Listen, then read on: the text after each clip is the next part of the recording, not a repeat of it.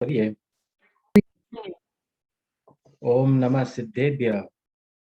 ओम नमः सिद्धेभ्य। ओम नमः सिद्धेभ्य। ओम शुद्धात्मने नमः। नमो हरिहंताणं। नमो सिद्धाणं। नमो आयरीयाणं। नमो उवज्जायाणं। नमो लोयवसाहुणम्। सिद्धम शुद्धम परमेया जिरेन्द्रवरनेमि चन्दमकलङ्कम् गुणरयणभूषणोदयम् जीवस्वपरुवरं वोक्षम्। યશપાલજી અન્નાજીએ ગુરુસ્થાન વિવેચન પુસ્તક લખ્યું છે, જેનો આધાર છે શતખંડ આગમ, ધવલા ટીકા અને ગોમટ સારાદીના આધારે પુસ્તક લખી છે. એમાં આપણે ચોથું ગુણસ્થાન છે, જેમનું નામ અવિરત સમ્યક દ્રષ્ટિ ગુણસ્થાન છે, એમની ચર્ચા કરી રહ્યા છે. એમાં પણ આપણે જે ત્રણ સમ્યક્ત્વનું સ્વરૂપ છે એ વિશેષ વિસ્તારથી જોઈ રહ્યા છે. પુસ્તક તો છે આ જિજ્ઞાસા સમાધાન. જિજ્ઞાસા સમાધાન છે એ સ્ક્રીન ઉપર છે. ગુણસ્થાન વિવેચન નથી, પણ જિજ્ઞાસા સમાધાન. એના રચયિતા છે પંડિત રતનચંદ બેનારા. તો અહીં અમુક ખુલાસા છે, ત્રણેય સમ્યક્ત્વના ખુલાસા છે, એટલા માટે આ લઈને પાછું જે ગુણસ્થાન વિવેચન પુસ્તક છે તે વાંચશું. તો આપણે આજે પેરેગ્રાફ 158 છે એ પેરેગ્રાફ ચાલુ કર્યો હતો. ફરીથી જે રિકેપ કરી લઈએ કે એટલે શું વિષય વસ્તુ શું છે કે જે ત્રણ પ્રકારના સમ્યક્ત્વ છે, ઔપશમિક સમ્યક્ત્વ, ક્ષાયોપશમિક સમ્યક્ત્વ અને ક્ષાયિક સમ્યક્ત્વ, એનો કાળ કેટલો છે, એનો અંતર કેટલો છે એ સંબંધી ચર્ચા ચાલી રહી છે.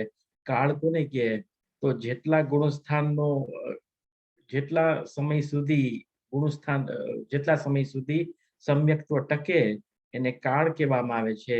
અને જે સમ્યક્ત્વ વમી જાય પછી એનું અંતર શરૂ થાય છે અને પાછો એ જ સમ્યક્ત્વ પ્રાપ્ત થાય તો કેટલા કાળ પછી પ્રાપ્ત થાય, એટલે એનો ઉત્કૃષ્ટ કાળ કેટલો, એનો જગન્ય કાળ કેટલો, એને અંતર કહેવામાં આવે છે. આપણે જોયું હતું કે જે ત્રણ પ્રકારના સમ્યક્ત્વ જે છે એમાં ઉપશમ સમ્યક્ત્વનો કાળ કેટલો છે તો એનો કાળ છે માત્ર એક અંતર મુહૂર્ત કાળ છે. ક્ષોપશમ સમ્યક્ત્વનો કાળ કેટલો છે તો 66 સાગર ક્ષોપશમ સમ્યક્ત્વનો કાળ છે. અને શાયિક સમ્યક્ત્વનો કાળ કેટલો છે તો સાધિક 33 સાગર એ શાયિક સમ્યક દર્શનનો કાળ છે. આપણે જોયું હતું વિસ્તારથી. અને ઔપશમિક સમ્યક્ત્વનો હવે અંતર જોઈએ તો ઔપશમિક સમ્યક્ત્વનો જગન્ય અંતર કેટલો છે તો એમ કે છે કે પલ્યના અસંખ્યાતમાં ભાગ એ ઔપશમિક સમ્યક્ત્વનો જગન્ય અંતર છે. અને ઔપશમિક સમ્યક્ત્વનો ઉત્કૃષ્ટ અંતર કેટલો છે તો કિંચિત ન્યૂન અર્ધ પૂતગલ પરાવર્તન એ ઔપશમિક સમ્યક્ત્વનો ઉત્કૃષ્ટ અંતર છે. અને શાયિકનો તો અંતરનો સવાલ જ નથી, કારણ કે એક વખત શાયિક પ્રગટ થાય પછી એ કાયમ ચાલુ જ રહે છે. અને ક્ષાયોપશમિક જે છે એનો જગન્ય અંતર કેટલો છે તો અંતર્મુખ છે.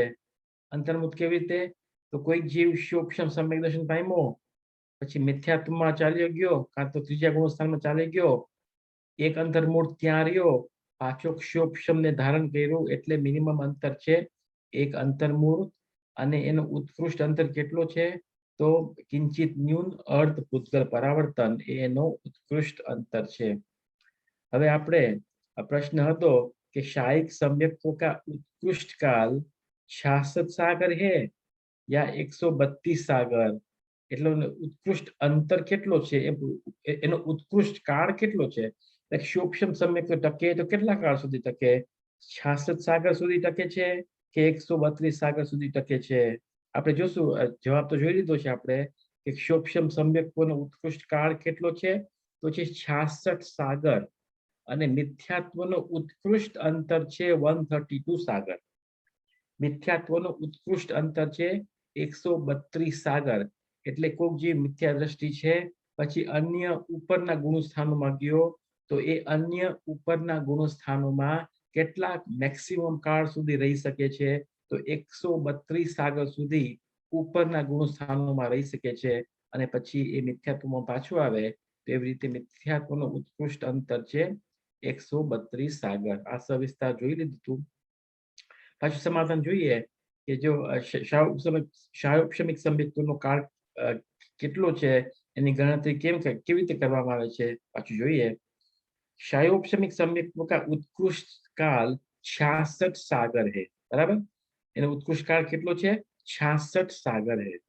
यह 66 सागर उसी जीव की अपेक्षा सिद्ध होता है जिसने 66 सागर के अंतिम अंतर्मुहूर्त में दर्शन मोहनीय की क्षपणा का प्रारंभ कर दिया हो. तो के छे आ 66 सागर नो उत्कृष्ट काल कोनी होय छे કે 66 સાગર પૂરા કરીને પછી જે ક્ષાયિક સંયુક્તોની પ્રક્રિયા ચાલુ કરે છે, તે ક્ષાયિક સંયુક્તોની શરૂઆત કરે છે, એને જ આ 66 સાગરનો ઉત્કૃષ્ટ કાળ હોય છે. अन्यथा वह जीव अंतर्मुहूर्त कम 66 सागर के उपरांत सम्यक मिथ्यात्व या मिथ्यात्व को प्राप्त हो जाता है. એટલે જો કે જીવ શોક્ષમ सम्यक दृष्टि जीव છે અને ક્ષાયિક सम्यक दृष्टि ક્ષાયિક सम्यक दर्शन की तैयारी न करे 66 सागर पछी, तो शू थाय छे કે 66 सागर नो एक अंतर्मुहूर्त ओछो काळमां, એટલે 66 सागर तो હવે પૂરો થવા આવ્યો છે, એક અંતર્મુહૂર્ત કાળ જ બાકી રહ્યો છે. ત્યારે એ અંતર્મુહૂર્ત કાળમાં કાં તો ત્રીજા ગુણસ્થાનમાં આવી જાય છે, કાં તો પહેલા ગુણસ્થાનમાં આવી જાય છે. એટલે 66 સાગરનો ઉત્કૃષ્ટ કાળ કોને હોય છે કે જે 66 સાગર પછી તરત જ ક્ષાયિક सम्यक दृष्टि થઈ જાય છે, એને ઉત્કૃષ્ટ કાળ કહેવામાં આવે છે. આ વાત પડી સમજ કે નહીં? આગળ વધીએ. શીતલ, હા બોલો. જેને ક્ષાયિક सम्यक દર્શન નથી પ્રગટ થતું, તો એને 66 સાગરમાં એક અંતર્મુહૂર્ત કમ થાય છે ને? હા, એને 66 સાગર -1 અંતર્મુહૂર્ત ને ઓલો પૂરો 66 સાગર, એટલે એ જ ઉત્કૃષ્ટ લેવામાં આવ્યો છે એમ. જેનો અર્થ વાંચીએ. मिथ्यात्व का उत्कृष्ट अंतर कुछ कम 132 सागरोपम काल है. એટલે જે આ 132 ની વાત આવે છે ને, એ મિથ્યાત્વનો ઉત્કૃષ્ટ અંતર છે, ગેપ છે એમ. કે કોઈ જે મિથ્યા દ્રષ્ટિ છે પછી બહુ લાંબા કાળ સુધી અન્ય ગુણસ્થાનોમાં જાય છે, તો કેટલા લાંબા કાળ સુધી અન્ય ગુણસ્થાનોમાં ટકી શકે છે? તો કે છે 132 સાગર એમ કે છે. એનો હિસાબ આપ્યો છે, આપણે જોયું તો આ एक्चुअली शीतली 132 सागर लेस 1 अंतर्मुहूर्त. 132 सागर लेस 1 अंतर्मुहूर्त बराबर છે. ओके, કારણ કે અંતર્મુહૂર્ત માટે એ મિથ્યાત્વમાં પાછો આવી જાય છે ને. હા, જે ઉત્કૃષ્ટ જે 66 સાગરોપમ છે, તો એમાં એક અંતર્મુહૂર્તમાં તો પછી પાછી મિથ્યાત્વમાં આવીને પછી પાછો ઉપર ચડી શકે છે. એટલે મેક્સિમમ તો 66 સાગરોપમ લેસ 1 અંતર્મુહૂર્ત એટલો જ ગેપ રહ્યો જોઈએ. નહીં, એમ નથી. એટલે કે 132 છે. 132 કેવી રીતે છે મિથ્યાત્વનું અંતર? કે 66 સાગર સુધી એ શિવક્ષમ સમ્યક દ્રષ્ટિ છે, પછી 66 સાગરનો લાસ્ટ અંતર્મુહૂર્ત છે ને, ત્યારે એ ત્રીજા ગુણસ્થાનમાં જાય છે. એટલે અંતર જે કન્ટિન્યુઅસ ત્રીજામાં જાય છે. હા, એટલે અંતર્મુહૂર્ત કાળ સુધી ત્રીજામાં જાય છે, પાછો શિવક્ષમિક થઈ જાય છે, અને એક શિવક્ષમ પાછો 66 સાગર સુધી કન્ટિન્યુ થાય છે. તો એવી રીતે મિથ્યાત્વનું ઉત્કૃષ્ટ અંતર 132 સાગર એમ છે. મિથ્યાત્વનો બરાબર છે, તો મિથ્યાત્વનો ગેપ 132 બરાબર છે. હા, એટલે કુછ કમ કેમ કે જે 132 સાગરનો લાસ્ટ અંતર્મુહૂર્ત છે ને, એ લાસ્ટ અંતર્મુહૂર્તમાં મિથ્યાત્વમાં પડે છે. એટલે પહેલી જ લાઈન છે, मिथ्यात्व का उत्कृष्ट अंतर कुछ कम 132 सागरोपम काल है. એટલે હવે હિસાબ કરાવે છે કે 66 સાગર પહેલી વાર ક્યાં કાઢે છે, પછી 1 અંતર્મુહૂર્ત માટે ત્રીજા ગુણસ્થાનમાં જાય છે, પછી પાછો 66 સાગર કાળ એ કરશે, તો કેવી રીતે કરશે એનો હિસાબ અહીં આપવામાં આવ્યો છે. એટલે જો તમને સ્વર્ગોના નામ ખ્યાલ હોય કે આ કયા સ્વર્ગો ક્યાં ક્યાં છે અને સ્વર્ગોની આયુષ્ય મેક્સિમમ કેટલી છે, તો આ સમજવું સહેલું પડે. તો કોઈક નોટ્સ જે લખતા હોય તો લખી લે કે પેલા તો છે, પેલા કયા બે સ્વર્ગો છે? તો સ્વધર્મ ઈશાન. સ્વધર્મ ઈશાન સ્વર્ગ નંબર 1 અને સ્વર્ગ નંબર 2. પછી એના ઉપર એટલે ઈ ફર્સ્ટ લેયર ઉપર છે, સ્વર્ગ 1 અને સ્વર્ગ 2. એટલે એ ફર્સ્ટ લેયર ઉપર છે. સેકન્ડ લેયર ઉપર છે સ્વર્ગ 3 અને 4. ક્યાં છે? પેલા છે સ્વધર્મ ઈશાન, પછી સનત કુમાર મહેન્દ્ર, એ 3 અને 4. પછી 5 ને 6 બ્રહ્મ અને બ્રહ્મોત્તર, 5 ને 6 છે. પછી 6 અને 7 છે લાંતવ કાપિષ્ટ. લાંતવ કાપિષ્ટ નંબર શું છે? 1 2 3 4 5 6 7 8. લાંતવ કાપિષ્ટ 7 અને 8 છે. પછી છે શુક્ર મહાશુક્ર, એટલે 9 અને 10 શુક્ર મહાશુક્ર. પછી 11 and 12 છે શતાર શસ્ત્રાસાર. શતાર શસ્ત્રાસાર ઈ 11 and 12 છે. પછી આર્નર અચ્યુત છે. શુક્ર અને શુક્ર અને મહાશુક્ર. મહાશુક્ર. Thank you. પછી 13મું અને 14મું છે આનત પ્રાણત. આનત છે 13, પ્રાણત છે 14મો નંબર. પછી છે આરણ્ય અને અચ્યુત 15 અને 16. આરણ્ય અને અચ્યુત. એના ઉપર છે 9 ગ્રેવક છે, 9 લેયર્સ છે. 3 અધોગ્રેવક છે, 3 મધ્ય ગ્રેવક છે અને 3 ઉપરીમ ગ્રેવક છે. એટલે 16 સ્વર્ગ, પછી 9 ગ્રેવક, પછી 1 લેયર ઉપર જ 9 અનુદિશ છે. 9 અનુદિશ છે અને 1 લેયર ઉપર જ 5 અનુત્તર છે. અનુત્તર વિમાન. એવી રીતે વૈમાનિક દેવનું સ્વરૂપ છે. વૈમાનિક દેવનું આયુષ્ય ખબર હશે તો આ ગણતરી તરત જ બેસી જશે. એટલે હવે હિસાબ કરાવે છે 66 સાગર કેવી રીતે થાય છે. જો તો કોઈ તું છે ને 17 ઇન્દ્ર બન્યો તો ઇન્દ્રાણી, તું ને વિનીતા. ના, સહસ્ત્રાસાર 12મો નંબર ઇન્દ્ર. 12મો નંબર નો. 17 તું હતો ને સહસ્ત્રાસાર મહેન્દ્રભાઈ. અચ્છા, ઓકે. આ ફોટા છે ને બધા યાર આમાંથી. હા હા, ઓકે. હા, બહુ સરસ. એમાં બધાયના નામ આપ્યા છે, ક્રમશર નામ આપ્યા છે બધાયના? બધાયના ક્રમશર આપ્યા છે નામ. હા, અચ્છા. એટલે કેટલા ઇન્દ્ર થયા હતા? પ્રતિષ્ઠામાં કેટલા ઇન્દ્ર થયા હતા? આ ઈ છે આ જો 1 એટલે 1 2 3 4 5 6 7 8 9 10 11 12 13 14 બતાવ્યા છે આમાં, અને પ્લસ ધ ઇન્દ્રાણીઝ. હા, તો બીજા બે ક્યાં ગયા? બીજા બે ખબર નથી, હવે એ લોકોના કદાચ મિસિંગ હશે ને, એટલે આપી વિધિને ફોટોઝ મેબી. ના, પાછળથી થયા હતા. પાછળથી થયા હતા. પંચકલ્યાણ ચાલુ થઈ ગયું હતું ત્યારે પાછળથી થયા was me. I was and Darsha was the 16th one. On the day of the holo, we announced it. તો ઇન્દ્ર 16 થયા હતા. પણ જે જૈન ભૂગોળ છે એ કેટલા ઇન્દ્રો કહે છે? કેટલા ઇન્દ્રો છે? 24. નહીં, 12 ઇન્દ્ર, 12 પતિ ઇન્દ્ર. 12 ઇન્દ્ર, 12 પતિ ઇન્દ્ર. એટલે ખરેખર પંચ કલ્યાણ કરવું હોય તો 12 ઇન્દ્ર જ કરવું પડે. 12 ઇન્દ્ર જ કરવું પડે. એક ઈ મિસ્ટેક થઈ હતી. બીજી મિસ્ટેક કઈ થઈ હતી કે જ્યારે શીતલ મિસ્ટેક નથી. કારણ શું છે કે આ તો મંદિરની આવક વધારવા માટે હવે 16 ઇન્દ્ર બધી જગ્યાએ કરે છે. મંદિરની આવક વધારે તો 24 જ કરી નાખો ને. 12 ઇન્દ્ર કરી નાખો, 12 પતિ ઇન્દ્ર કરી નાખો. 12 ઇન્દ્ર ને પતિ ઇન્દ્ર તો 24 થઈ જશે. પણ કહું છું ને કે જે મંગલાયતનમાં જયારે પ્રતિષ્ઠા થઈ હતી તો એમાં 16 ઇન્દ્રો રાખ્યા હતા. અત્યારે એ પ્રસાદ ચાલી છે કે 16 ઇન્દ્રોની. એટલે કોઈ પ્રશ્ન પણ કર્યો છે કે તમે 12 ઇન્દ્રની જગ્યાએ તમે 16 કેમ કરો છો? એમની જયારે જયપુરની પ્રતિષ્ઠા થઈ હતી ત્યારે એ લોકોએ 12 જ રાખ્યા હતા ઇન્દ્ર. 12 ઇન્દ્રની પ્રથા છે એમ. બીજું એમ મિસ્ટેક થઈ હતી કે જયારે ઇન્દ્ર સભા હોય છે ને ત્યારે સોધર્મ ઇન્દ્ર વચ્ચે બેઠો હોય છે, સચી ઇન્દ્રાણી વચ્ચે બેઠી હોય છે, પછી બધા મોટા મોટા ઇન્દ્રો આવીને એમને નમન કરે છે, ઓ કે જયજી કરે છે, નમન કરે છે, એમ. એ પ્રથા ખોટી છે, કારણ કે સૌથી મોટા ઇન્દ્ર કોણ છે? સૌધર્મ ઇન્દ્ર છે કે ઉપરના છે અચ્યુત ઇન્દ્ર છે? કોણ છે મોટા? અચ્યુત અચ્યુત અચ્યુત. તો કોને કોને નમન ઉપરના. કરવું પડે? ઉપરના માને નમવા પડે. The higher you go, the more important. હું શતાર ઇન્દ્ર થયો તો સૌથી એકદમ મોટો ઇન્દ્ર, 3000 પાઉન્ડ આપી હતી, ને જે સોધર્મ ઇન્દ્ર થયો તો એને કેટલા પૈસા આપ્યા?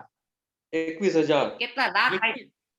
કંઈક 21,000 પાઉન્ડ આપ્યા હતા. 21,000. હા, 21,000. 21,000. કિંમત કોની વધારે હોવી જોઈએ? મારી, સોળની.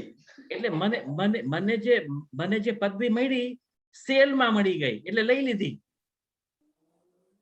પડી સમજ? આગળ. હા, હસવાની વાત છે. એ તો લોકાંતિક દેવે આપણે ઘણા કર્યા હતા એકસા, કેમ કે નાના બાળકો બધાને બહુ ભાવના હતી ને. હા, બરાબર છે. એની Yeah. એની તો બોલી ન હોય, પણ એની તો બોલી ન હોય. એ તો તમે જેટલું કરવું હોય તે કરી લ્યો તમે, પણ એ પણ આમ તો એમની સંખ્યાત જ હોય છે, સંખ્યાત જ હોય છે. એ પણ અસંખ્યાત નથી હોતા લોકાંતિક દેવ. પણ પંચકલ્યાણક ઉજવાય છે ત્યારે ઇન્દ્ર જ બધાને આમ લઈ આવે છે ને, એટલે જે સોધર્મ ઇન્દ્ર છે હા, એક બધાને લઈ આવે છે ને. એ ભલે લઈ આવે, કારણ કે સોધર્મ ઇન્દ્રનું જ કામ છે દોડાદોડી કરવાનું. દોડાદોડી કોણ કરે? જે લોઅર પેઇડ હોય ઈ દોડાદોડી કરે. શેઠ તો આરામથી બેઠો હોય ને, શેઠ દોડાદોડી ના કરે. ભગવાનને અહીંયાથી લઈ આવે ને મેરુ પર્વત લઈ આવે ને પછી અભિષેક કરે ને, મોટા શેઠ એવું કામ ના કરે. સૌધર્મ ઇન્દ્રને પહેલા અભિષેક કરવાનો ચાન્સ તો એને જ મળે છે ને. ચાન્સ ભલે મળે છે, પણ જેમ ઉપર ઉપર જાશો ને તમે, એમ કામ ઓછું કરશે. તમે સૌથી ઉપરવાળામાં વિતરાગતા વધારે છે એટલે ઈ એમાં નથી કરતા, જરા નીચેવાળામાં વિતરાગતા ઓછી છે એટલે ઈ રાગના ભાવમાં પડ્યા છે. બરાબર છે. ને બીજી વ્યવસ્થા એ છે કે જેમ જેમ આપણે ઉપર જઈએ છીએ એ પંચકલર્કમાં આવતા નથી. ઉપરના અનુદિશના ગ્રહવક વાળા કોઈ નથી આવતા. જે અહમેન્દ્રો છે એ પોતાના સ્થાને જ બેઠા બેઠા બધું જોઈ છે, કોઈ નથી આવતા. હા, બરાબર છે. સૌધર્મ ઇન્દ્રનો કોઈ આમ સ્પેશિયલ મીનિંગ છે? સૌધર્મ ઇન્દ્ર શું કામ નામ છે? એ ખાલી ઇન્દ્ર, કારણ કે એમની સભાનું નામ પણ સોધર્મ સભા છે. જે આ નામ છે અનાદિ નિધન છે, અનાદિ વસ્તુ વ્યવસ્થા છે. ત્રીજા ઇન્દ્રનું નામ સનત કુમાર જ કેમ છે? કેમ જ વ્યવસ્થા છે. આપણે જ્યાં રહીએ છીએ એ જંબુદ્વીપ કેમ છે? એ અનાદિ નામ છે. આનંદી આનંદ છે નામ છે. અનાદિ આનંદ છે. હવે કરીએ શાશ્વત સાગર નો હિસાબ. એમ કે છે કોઈ એક તિર્યંજ અથવા મનુષ્ય 14 સાગરોપમ આયु સ્થિતિ वाले लांतव कापिस देवों में उत्पन्न हुआ. એટલે 7મા 8મા દેવોમાં ઉત્પન્ન થયો. એનું આયુષ્ય છે 14 સાગર. ત્યાં એક સાગરોપમ કાલ बीताकर એટલે મિથ્યાત્વમાં बीताकर दूसरे सागरोपम के आदि समय में એટલે ફર્સ્ટ સમયથી सम्यक्त्व को प्राप्त किया. એટલે 14 સાગરનું આયુષ્ય છે. 1 સાગર તો મિથ્યાત્વમાં ચાલ્યું ગયું, પછી સેકન્ડ સાગરની શરૂઆતમાં જ એટલે ત્યાં સમ્યક્ત્વ પ્રાપ્ત કર્યું. એટલે 13 સાગરોપમ એ ક્યાં सूक्ष्म सम्यक दृष्टि છે. जो आगे जो कथन 13 सागरोपम काल वहां रहकर सम्यक्त्व के साथ ही च्युत हुआ. એટલે सम्यक्त्व થી પાછો च्युत થઈને मनुष्य हो गया. तो उस मनुष्य भव में संयम अथवा संयम को अनुपालन कर इस मनुष्य भव संबंधी आयु से कम 22 सागरोपम आयु की स्थिति वाले आरण अच्युत कल्प में देवों में उत्पन्न हुआ. પછી 22 સાગરોપમ સ્થિતિ વાળો આરણ અચ્યુત કલ્પમાં એ ઉત્પન્ન થયો. એટલે સમ્યક દર્શન હજી ચાલુ જ છે. એટલે કેટલું છે? 25 છે ને? આમાં સમજવાનું એ છે કે ભલે 14 લાંતવ ને કપિસમાં 7મા ને 8મામાં ઉત્પન્ન થાય છે જીવ, એ મિથ્યા દ્રષ્ટિ પણ હોઈ શકે છે એમ, કારણ કે સમ્યક તો એક સાગરોપમ પછી પ્રગટ થયું છે. બરાબર છે. એમ જ છે. ત્યાં મિથ્યા દ્રષ્ટિ પણ ત્યાં જઈ શકે છે એમ. એ તો 9 ગ્રહ સુધી જાય છે ને મિથ્યા દ્રષ્ટિ તો. એટલે અહીં 22 સાગરોપમ સુધી आरण अच्युत कल्प એટલે 35 सागर થયા. वहां से च्युत होकर पुनः पाछा मनुष्य થયા. तो इस मनुष्य भव में संयम का अनुपालन कर उपरिम ग्रेवक में मनुष्य आयु से कम 31 सागरोपम आयु की स्थिति वाले अहमेंद्रो में उत्पन्न हुआ। પછી ક્યાં ગયા? 31 સાગરોપમ ની આયુ વાળા ઉપરીમ ગ્રેવક, એટલે ગ્રેવકોમાં લેયર્સ છે ને 9 ગ્રેવક, તો આ સૌથી ઉપરનો ટોપ મોસ્ટ ગ્રેવક જ્યાં 31 સાગરની આયુષ્ય છે ત્યાં ઉત્પન્ન થયો। તો આપણે 13 + 22 + 31 66 સાગર થઈ ગયા ને? થઈ ગયા। Yeah. 13, 22, 31. Yeah. हाँ, तो 31 सागरोपम आयु की स्थिति वाले अहमेंद्रो में उत्पन्न हुआ। वहां पर अंतर मुहूर्त कम 66 सागरोपम काल के अंतिम समय में परिणामों के निमित्त से सम्यक मिथ्यात्व को प्राप्त हुआ। એટલે 66 સાગર તો હજી પૂરી નથી થઈ, એનો લાસ્ટ અંતર્મુખમાં શું થાય છે? કારણ કે શાયિક સમ્યક દર્શન નથી થતો, તો લાસ્ટ અંતર્મુખમાં શું થાય છે કે सम्यक મિથ્યાત્વમાં પડે છે, ત્રીજા ગુણસ્થાનમાં પડે છે। तो सम्यक मिथ्यात्व को प्राप्त हुआ एक अंतर्मुख के काल माटे। तो उस सम्यक मिथ्यात्व में अंतर मुहूर्त काल रहकर पुनः सम्यक्त्व को प्राप्त होकर विश्राम ले च्युत हो मनुष्य हो गया। એટલે ત્રીજા ગુણસ્થાનમાં એક અંતર્મુહૂર્ત કાળ રહ્યો, પાછો જીવ શોક્ષમ સમ્યક દ્રષ્ટિ થઈ ગયો એમ કે છે। પાછો 66 સાગર સુધી એક શોક્ષમ સમ્યક દ્રષ્ટિ જ રહેશે એમ અહીં કહેવામાં આવે છે। उस मनुष्य भव में હવે જો હવે સેકન્ડ જે છે ને 66 સાગર એની ગણતરી કરવામાં આવે છે। તો उस मनुष्य भव में संयम को अथवा संयम का परिपालन कर इस मनुष्य भव संबंधी आयु से कम 20 सागरोपम 22 सागरोपम और 24 सागरोपम स्थिति वाले देवों में उत्पन्न हुआ। એટલે મનુષ્ય દેવ રીતે પેલા મનુષ્ય થી ક્યાં ગયો? 20 સાગરોપમની આયુષ્ય, પાછો મનુષ્ય થયો, પછી 22 સાગરોપમની આયુષ્ય, પછી પાછો મનુષ્ય થયો, પછી પાછો 24 સાગરોપમની આયુષ્ય વાળો થયો। તો 20 સાગરોપમ જે છે એ છે 13 અને 14 આનંદ પ્રાણત। આનંદ પ્રાણતમાં આયુ કેટલું છે? 20 સાગરોપમ છે।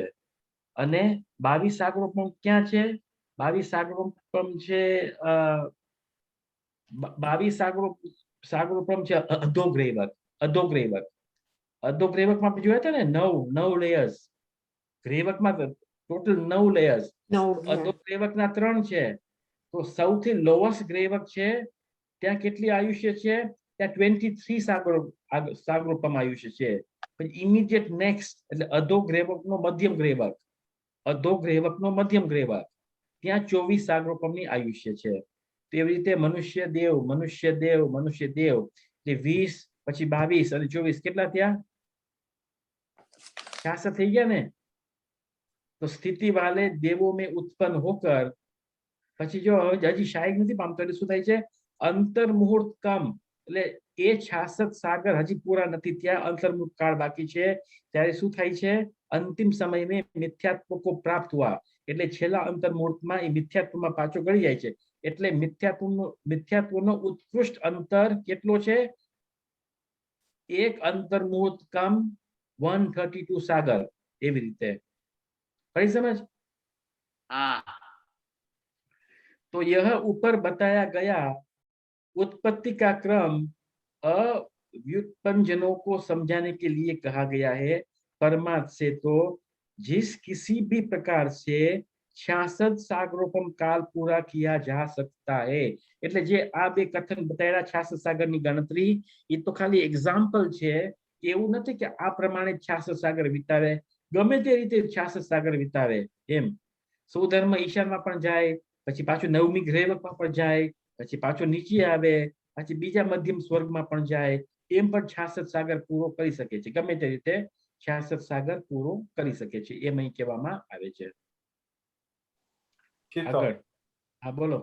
આ કાઉન્ટિંગમાં ખાલી દેવગતિના ટાઈમ પીરિયડ લીધા છે ને, લાઈક મનુષ્ય ગતિનો નહીં, તમે વાંચશો ને આ પૂરો પેરાગ્રાફ એમાં હશે કે જો મનુષ્ય ગતિ જે છે, મનુષ્ય ગતિ સહિત એમ લખ્યું છે। જેમ કે કોક જાય છે 20 સાગરોપમ આયુષ્ય વાળામાં જાય છે, તો જો અહીંયા છે, જો આ છે અહીંયા છે ને મનુષ્ય ભવ સંબંધી, આ દેખાય છે મનુષ્ય ભવ સંબંધી આયુષ્ય કમ, એથી જ્યારે 20 સાગરોપણની આયુષ્ય વાળવા જાય છે તો એમાં મનુષ્ય ભાવ સંબંધી પણ તેમાં આવી જાય છે, કારણ કે હા એવી રીતે મનુષ્ય ભાવ સંબંધી આયુષ્ય કમ 20 સાગરોપણ એવી રીતે.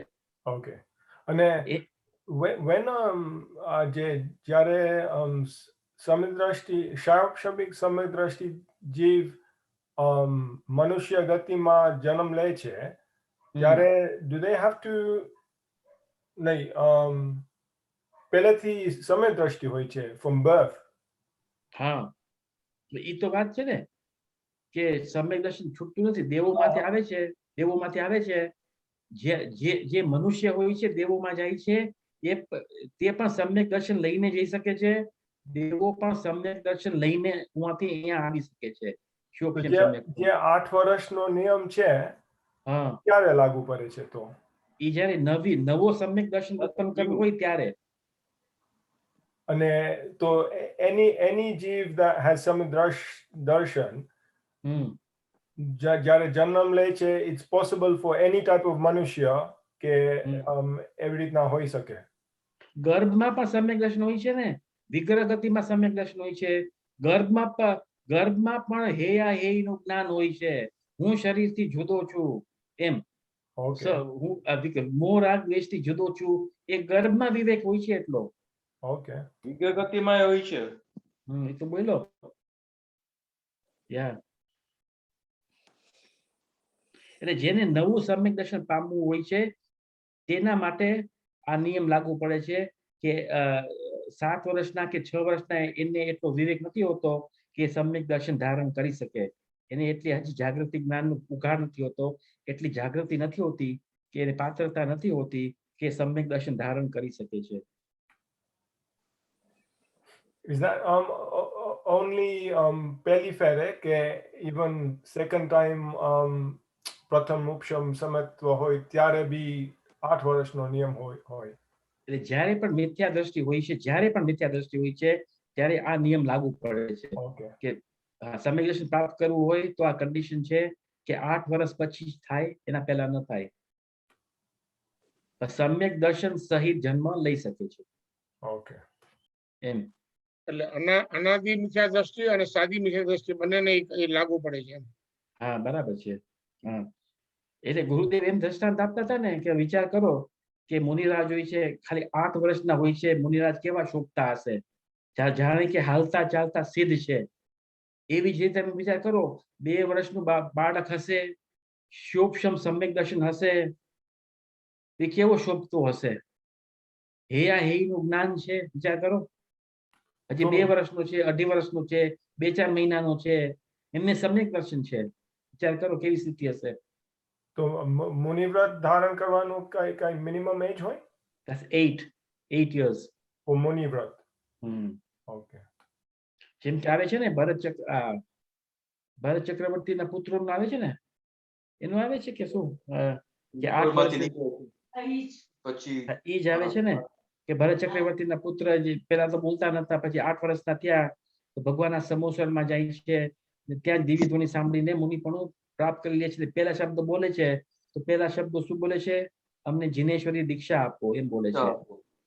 એટલે ભરત ચક્રવર્તીને વ્યાધિ થઈ, આ તો મૂંગા નથી કે શું એમ. તો એ કોઈ અવધિ જ્ઞાની મુનિરાજને પૂછવા જાય છે કે આ મારા છોકરાઓ બોલતા નથી, મૂંગા નથી ને? કે તો મુનિરાજ કે છે અવધિ જ્ઞાનને જાણીને કે મૂંગા તો નથી, બોલશે જોજો કેવું બોલશે એમ, તમે જોઈ રહેશો એવું. આગળ એટલે એ સમય શું એના જ્ઞાનમાં જ હોય એમ? એ 8 વર્ષ શું એ 8 વર્ષ જે બોલ્યા નહીં તો એ શું એના જ્ઞાનમાં જ રમતા હોય? નહીં, એ 8 વર્ષના હતા, એમને એમ થયું કે જગતમાં કઈ બોલવા જેવું છે જ નહીં. બોલવા જેવું હોય તો શું બોલવું કે મને જીનેશ્વરી દીક્ષા આપો કે જેથી મારું અવિનાશી કલ્યાણ થાય, એ જ બોલવા જેવું છે. બીજું તો બધું બકવાસ છે. શું બોલવા જેવું છે એમ? એટલો વૈરાગ હતો અંદર એટલો વૈરાગ હતો. એમે ના કીધું પેલા શબ્દો મમ્મી ડેડી એનું નામ કાંઈ ન બોલ્યા કે મમ્મી ડેડી કોણ, મમ્મી ડેડી કોણ? તો આ જન્મના મમ્મી ડેડી એમ. એટલો અંદરથી વૈરાગ હતો, અંદરથી એટલી જાગૃતિ હતી એટલી જાગૃતિ. તૈયારી હતી એમ એવું છે એવું અલૌકિક સ્વરૂપ છે જીવ જ્યારે સગડો પડે ત્યારે કોઈ એને રોકી ન શકે જીવ જ્યારે આડો પડે તો તીર્થંકર ઉતરે તો પણ એમને પરિવર્તન ન લાવી શકે એવું એવી વસ્તુની સ્થિતિ છે પુરુષાર્થ જાગે ત્યારે ફાટ ફાટ પુરુષાર્થ જાગે કોઈ એને રોકી ન શકે એવું છે વસ્તુ સ્થિતિ આગળ વાંચીએ उपरयुक्त प्रमाण से यह स्पष्ट है कि 132 सागर क्षारोक्षमिक सम्यक्त्व का उत्कृष्ट काल नहीं है बल्कि मिथ्यात्व का उत्कृष्ट अंतर काल है। હવે સમજ પડી ને કે 132 सागर છે એ મિથ્યાત્વનો ઉત્કૃષ્ટ અંતરકાળ છે क्षारोक्षमिक सम्यक्त्व का उत्कृष्ट काल तो दर्शन मौखिक क्षपणा करने वाले जीव की अपेक्षा 66 सागर है जबकि अन्य जीवों की अपेक्षा अंतर मुहूर्त कम 66 सागर प्रमाण है 66 सागर प्रमाण क्षारोक्षम सम्यक दर्शनનો કાળ છે એમ અહીં કહેવામાં આવે છે આજે 159 છે એ આપણે લઈ લઈએ 159 માં છે હવે જો આ પ્રશ્ન આવ્યો હતો ને કે ગર્ભમાં પણ વિગ્રહથી सम्यक दर्शन હોય કે ન હોય क्षारोक्षम सम्यक दर्शन હોય કે ન હોય એની ચર્ચા છે અપર્યાપ્તકો કે क्षारोक्षम सम्यक्त्व कहाँ संभव है જે અપર્યાપ્ત છે શીતલ ઓલો છપણા જે શબ્દ આવ્યો એનું જરા મિનિંગ ચોખ્ખું કર क्या છે ઘણાને ખ્યાલ है कि छपड़ा करने वाले जीव छपड़ा करने वाले जीव की ના करने वाले जीव की अपेक्षा हाँ हाँ 66 એટલે सागर क्षोक्षम सम्यक्त्वનો ઉત્કૃષ્ટ કાળ ક્યારે લાગુ પડે છે કે क्षोक्षम सम्यक्त्वનો કાળ 66 સાગર પૂરો થઈ ને જે શાયિક सम्यक દ્રષ્ટિ થવાનો છે એની તૈયારીમાં છે એને આ 66 સાગર લાગુ પડે છે હા એટલે 66 સાગર નો કાળ વીતતા એને હા. શાયિક सम्यक દર્શનમાં કન્વર્ટ થઈ જશે હા. સાહેબ સમય શાયિક એને सम्यक એને છપડા કહે છે એમ હા એને કહે છે બરાબર છે અપર્યાપ્ત કે क्षोक्षम सम्यक्त्व कहाँ संभव है અપર્યાપ્ત નો અર્થ શું છે એટલે એટલે બહુ સ્થૂળ રીતે અપર્યાપ્ત નો અર્થ એમ છે કે અપર્યાપ્ત એટલે હજી બોડી ફોર્મેશન પૂરી થઈ નથી બોડી ફોર્મેશન હજી પૂરી નથી થઈ એમને અપર્યાપ્ત કહેવામાં આવે છે એટલે અંતર્મુહૂર્ત કાળમાં જીવ પર્યાપ્ત થઈ જાય છે જ્યારે 6 પ્રકારની પર્યાપ્તિ છે ને આહાર પર્યાપ્તિ પછી શરીર પર્યાપ્તિ પછી શ્વાસોશ્વાસ પર્યાપ્તિ इंद्रिय पर्याप्ति मन पर्याप्ति भाषा पर्याप्ति 6 पर्याप्तिओ છે હે ભાષા હા 6 पर्याप्तिओ છે તો જ્યારે શરીર પર્યાપ્તિ પૂરી થાય છે ત્યારે જીવ પર્યાપ્ત કહેવામાં આવે છે એટલે બહુ નાનો કાળ છે નાનો કાળ એટલે એટલો નાનો કાળ કે હજી તો કઈ બોડી ફોર્મેશન વાત તો દૂર છે તો પર્યાપ્તિ એટલે એની શક્તિ ડેવલપમેન્ટ શક્તિ એટલે વન અંતર્મુખ બહુ નાના કાળ પછી એમની શક્તિ ડેવલપ થાય છે એ શરીર ફોર્મેશનની શક્તિ ડેવલપ થાય છે ત્યાં પહેલા सम्यक दर्शन હોઈ શકે કે નહીં શકે હજી તો એમ્બ્રિયો તો હજી બહુ દૂરની વાત છે એમ્બ્રિયો તો હજી તો પર્યાપ્ત ક્યારનો થઈ ગયો એના પહેલાની વાત છે જેમ કે सूक्ष्म सम्यक तो अपर्याप्त में किस गति से किस गति में जाने पर पाया जाता है એનું સમાધાન જરાક વિષય સૂક્ષ્મ છે પણ સમજાય એવું છે કે ફર્સ્ટ પેરેગ્રાફ આપણે નહીં વાંચીએ પહેલા આપણે સેકન્ડ પેરેગ્રાફ વાંચશું પછી ફર્સ્ટ પેરેગ્રાફ વાંચશું કારણ કે ફર્સ્ટ પેરેગ્રાફ જરાક ડિફિકલ્ટ છે તો પહેલા આપણે સેકન્ડ પેરેગ્રાફ વાંચીએ सामान्य क्षोक्षमिक सम्यक दृष्टि जीव यदि नारकी हो तो मनुष्य बनने पर એટલે જ્યારે જીવ નારકી છે અને મનુષ્યમાં આવે છે તો જ્યારે મનુષ્યમાં આવે છે તો સમ્યક્ત્વ લઈને આવી શકે છે કે નહીં નરકમાંથી કોઈ આવી જીવ શકે છે. નરકમાંથી હે સમ્યક દ્રષ્ટિ જીવ હોય તો ના આવે પાછો સમ્યક લઈને જ આવે ને એવું કઈ નિયમ નથી એ તો છૂટી પણ જાય એટલે તો પૂછું છું કે નરકમાંથી મનુષ્યમાં આવે છે તીર્થંકરનો જીવ હોય ને શીતલ તીર્થંકરનો જીવ હા તીર્થંકરનો જીવ હોય ને ઈ સમ્યક્ત્વ લઈને આવે હા અને જે બીજા જે છે ને એનું ડિપેન્ડ છઠ્ઠે ને સાતમા નરકમાં સમ્યક્ત્વ છૂટી જાય હા બીજામાં મને લાગે છે બીજામાં હોઈ શકે ના હોઈ શકે બીજા કોઈ કઈ કેવું છે નહીં, પહેલાથી છઠ્ઠા નરકમાં એવો નિયમ છે કે સમ્યક્ત્વ શોક્ષમ સમ્યક્ત્વ પણ લઈને સાથે આવી શકે છે, શોક્ષમ સમ્યક્ત્વ સાથે આવી શકે છે, ફરી સમજ. એટલે જ્યારે નારકી જીવ છે પેલા, પછી મનુષ્ય ભવમાં આવે છે તો શોક્ષમ સમ્યક્ત્વ સાથે લઈને આવે છે, એટલે ગર્ભમાં પહેલાથી પણ 5 કે પહેલાથી 6 કે પહેલાથી 5? 1 પહેલા to 6 1 to 1 to 6 6. 1 1 to 2 6. 3 4 5 6 અચ્છા, સમ્યક દર્શન લઈને આવે છે. એટલે એટલે એમ કે છે, પોસિબિલિટી છે શીતલ, પોસિબિલિટી એમની કે નિયમ થી ને. એટલે પોસિબિલિટી બરાબર છે, નિયમ તો કઈ નથી, નિયમ તો એટલે છૂટીને પણ આવે, હા. ગમે તે નિયમ હોય તો નિયમ તો ગમે તે હોય, બરાબર. નિયમ તો કઈ છે નહીં, હા પણ બરાબર. ક્યાં નરક થી લઈને આવી શકે છે એની વાત છે. તો યદિ નારકી હો તો મનુષ્ય બંને પર, તિર્યંશ હો તો દેવ બંને પર. તિર્યંશ કોઈ શૈક્ષણિક સમ્યક દ્રષ્ટિ છે અને દેવ થાય તો સમ્યક દ્રષ્ટિ લઈને જાય કે ન જાય? જાય. જાય. જાય. એમ કે છે તો દેવ તિર્યંશ હોય એ પણ દેવ દેવ દેવમાં સમ્યક દર્શન લઈને જઈ શકે છે. ક્યાં સુધી જઈ શકે છે તિર્યંશ? ક્યાં સુધી જઈ શકે છે?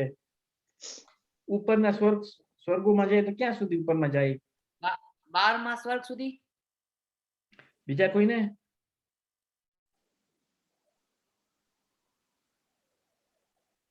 Higher or lower? Higher or lower? Higher higher. Higher. lower, ઓલી એક ગેમ આવતી હતી, ધ પ્રાઇસ ઇઝ રાઈટ, જોયું ને? Higher lower Higher, higher lower, તો હાયર Whose profile? હે Whose lower, profile? Lower. lower, higher Higher, higher, higher. Higher higher higher હા, okay, lower. Higher higher higher એટલે 13 14 હજી હાયર કે લોઅર? Higher. હાયર 16. હાયર ક્યાં સુધી? 15 માં આવ્યા, પછી હાયર કે લોઅર? હાયર 16. હાયર 16 માં આવ્યા, પછી હાયર કે લોઅર? હાયર. નહીં, હવે બંધ, હવે બંધ, હવે બંધ. Number 16 સુધી જાય. 16 સુધી જઈ શકે, Okay. Yes. અચ્યુત સ્વર્ગ સુધી જઈ શકે, અચ્યુત સ્વર, હા, તમે આ પેલા વાત કરી હતી, અચ્યુત હા, સુધી જઈ અચ્યુત શકે. સ્વર્ગ સુધી જઈ શકે. જઈ એટલે શકે. તિર્યંશ હોય છે, સમ્યક દ્રષ્ટિ હોય છે, શોભશમ સમ્યક દર્શન લઈને ઉપરના 16મા સ્વર્ગ સુધી. 16મા સ્વર. એટલે ક્યાંક ક્યાંક એવું પણ કથન આવે છે કે 12મા સ્વર્ગ સુધી જાય, પણ મુખ્ય પ્રચલિત વાત છે કે 16મા સ્વર્ગ સુધી જાય છે. મનુષ્ય હો તો મનુષ્ય ક્યાં ક્યાં જાય છે? મનુષ્ય હો તો કઈ ગતિમાં જશે? સમ્યક દર્શન લઈને જાય તો ક્યાં કઈ ગતિમાં જશે? મનુષ્ય મનુષ્યમાં જાય કે ન જાય? સમ્યક દર્શન દેવમાં જ. હે? દેવમાં દેવ, અથવા દેવ. ભોગગતિ. મનુષ્યમાંથી દેવમાં દેવગતિમાં અથવા જ જશે. ભોગભૂમિ. જો દેવ પૂરા ગતિમાં જ જશે. એટલે મનુષ્ય depends, ગતિમાં જાય. આયુષ્ય તો પહેલા મનુષ્યથી દેવ. મનુષ્ય દેવ અને મનુષ્ય ભોગભૂમિમાં. ફરીથી ફરીથી શોભશમ સમ્યક દર્શનની વાત છે અહીં. જો આયુષ્ય પહેલા બાંધેલું હોય ને શીતલ, દેવ મનુષ્યનું, દેવ જ દેવમાં દેવમાં. આ ટીકુને બોલવા દ્યો. આયુષ્ય બાંધ્યું હોય તો શું થાય? તો પછી ભોગ ભૂમિમાં જઈ શકાય. શોભશમ લઈને, ના. હે ટીકો? હું એમ પૂછું છું, હું એમ શોભશમ છે. લઈને જશે? ક્યાં? ભોગભૂમિમાં. અરે બોલો, જો કેમ આટલી વાર લાગે છે? મનુષ્ય હા ટીકા, દેવગતિમાં જાય. ટીકુને વિચારવા દ્યો ને. સાંભળ શીતલ, હા. જો પેલા મનુષ્ય આયુષ બાંધેલું હોય, હમ રાઈટ, હમ તો ક્ષયોક્ષ લઈને ભોગ ભૂમિમાં જઈ શકાય. ન જાય. ના જાય. છૂટી પડવું જોઈએ. શાયિક લઈને જ જાય ભોગભૂમિમાં. શોભશમ હોય અને શાયિકની તાકાત ન હોય તો મિથ્યાત્વ લઈને જશે ભોગભૂમિમાં. Yes. શોભશમ લઈને ન જઈ શકે. ઓકે, ખાલી હા. દેવમાં કહેવાય. એટલે ભોગ ભૂમિમાં શોભ- ગમે તે જીવ શીતલ, એટલે ગમે તે જીવ ભોગ ભૂમિમાં ખાલી શાયિક અથવા મિથ્યાત્વ લઈને જઈ શકાય. Is that right? હા બરાબર છે. ઓકે, એટલે વન કન્ડિશન છે કે શોભશમ જીવ જાય છે, એ ફર્સ્ટ પેરેગ્રાફમાં આપણે એની ચર્ચા કરશું. સામાન્ય શોભશમની વાત છે અહીં, સામાન્ય શોભશમની વાત છે. ઓલી ઉપરની હમણાં છોડી દો વાત. એટલે સામાન્ય રૂપે શોભશમ હોય, દેવ હોય, મનુષ્ય હો એ દેવમાં જાય છે. મનુષ્ય હો તો દેવ બનને પર તથા દેવ હો, દેવ શિવોપશમ લઈને ક્યાં જશે? તિર્યંજમાં જશે શિવોપશમ લઈને? ના, મનુષ્યમાં જ.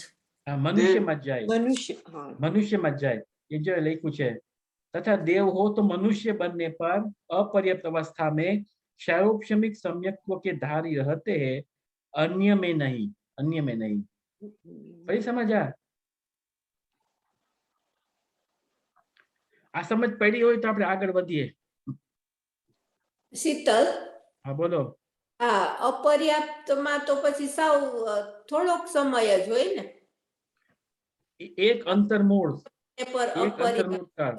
હા, પ્રીતિનો પ્રશ્ન છે ભોગભૂમિ કોને કહેવાય? ભોગભૂમિમાં એવી વ્યવસ્થા હોય છે કે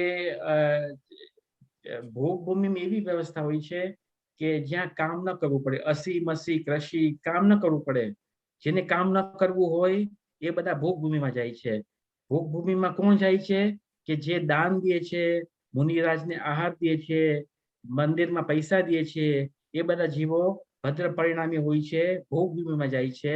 ત્યાં ભોગભૂમિમાં કામ નથી કરવું પડતું અને એમની બધી વ્યવસ્થા હોય છે, ખાવા પીવાની, આહાર, મકાન બધા કલ્પવૃક્ષોથી મળે છે. જે કલ્પવૃક્ષોને માંગે છે એમ મળે છે એમ. અને એમ શાસ્ત્રમાં આવે છે કે ભોગભૂમિનું સંસારિક સુખ કેટલું છે? તો ચક્રવર્તી કરતા પણ અનંત ગણું છે. વધારે છે. હા, વધારે છે. એ ભોગભૂમિની વ્યવસ્થા. અને કલ્પવૃક્ષ હોય ને બધા ભોગભૂમિમાં તો 10 ઈચ્છા પ્રકારના કરે કલ્પવૃક્ષ છે. હા 10 પ્રકારના કલ્પવૃક્ષ હોય છે. કલ્પવૃક્ષ હોય છે 10 પ્રકારના કલ્પવૃક્ષ હોય છે. બરાબર છે. જે તમે ચિંતન કરો એ મળી જાય એમ. એમ એમ તમે અમુક પ્રકારના કલ્પવૃક્ષ પર જાઓ, પાણીપુરી ખાવી છે તો પાણીપુરી આવશે, દહીં વડા ખાવા છે આજે દહીં વડા આવશે. પીઝા મળશે કે નથી ખબર મને, પીઝાની વ્યવસ્થા છે નથી ખબર, પણ એક એવું બધું મળે તમને. જે કલ્પો તમે, તમને શું પીવું છે, કોકટેલ પીવી છે એમ, તો એ ભોગભૂમિ કહેવાય. એવી રીતે તમને તમારા છોકરાના લગ્ન કરવા હોય તો મને દાગીનો આ પ્રકારે જોશે, મને સાડી આ પ્રકારની જોશે, એવી રીતે. ભોગભૂમિમાં એવું ન હોય છોકરાના લગ્ન કરવા પડે એ બધી વ્યાધિ ન હોય.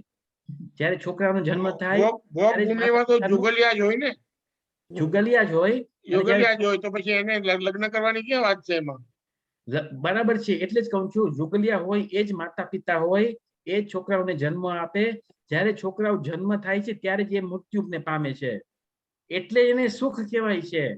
એ છોકરાઓનું મું નથી જોતા એટલે સુખ કહેવાય છે. આપણે એમ માનીએ છીએ કે છોકરાઓનું મું જોશું તો આપણને સુખ છે. એ ઊંધી માન્યતા છે. વસ્તુ વ્યવસ્થા શું છે? છોકરાઓનું મુખ જ નહીં જોવું એ જ સુખી છે. પડી સમજ? કેટલાય ભાવના મૂકીને આવ્યા છીએ મા બાપ છોકરાઓને. મારા નાની બાબુ કહેતા હતા કેટલાય ભાવના પાછળ મૂકીને આવ્યા છે, એને કેમ યાદ નથી કરતા? તો આ ભાવના સાથે આટલો મોહ છે. હા બરાબર છે. બરાબર She છે. must be knowing more. મારા નાની માને બહુ મળ્યા છે. બરાબર છે. બરાબર છે. શીતલ, તું બહુ સુખી છો. કેમ? તને છોકરાઓનું મોઢું જોવું નથી પડ્યું. કામ કરવું પડ્યું છું ને. પણ શું કામ? કેમ? આટલા વર્ષ તો કામ કર્યું જ ને, વકીલાત તો કરી જ ને.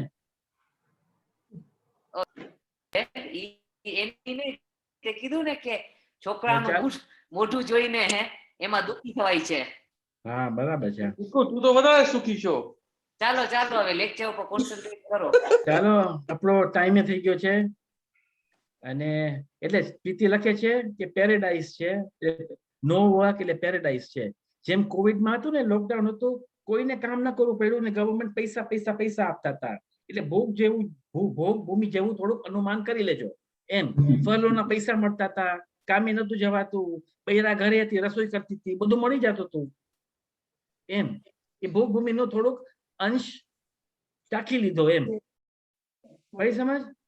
શીતલ, આ એક વિડીયો તને બતાવું છું જે કે શ્વેતાંબરમાં નાના છોકરાઓ પર કેટલો અત્યાચાર કરે છે એના જેવું છે.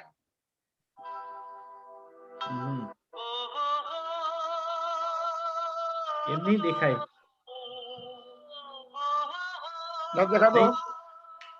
નહીં દેખાય જયંતિ ફુવા. એ શું મોપત્તી બાંધી છે નાના છોકરાએ? પ્રીતિ પૂછે છે, પ્રીતિનો બીજો પ્રશ્ન છે, બીમારી છે કે નહીં? કાંઈ બીમારી ન હોય, ના હોય બીમારી. બીમારી કાંઈ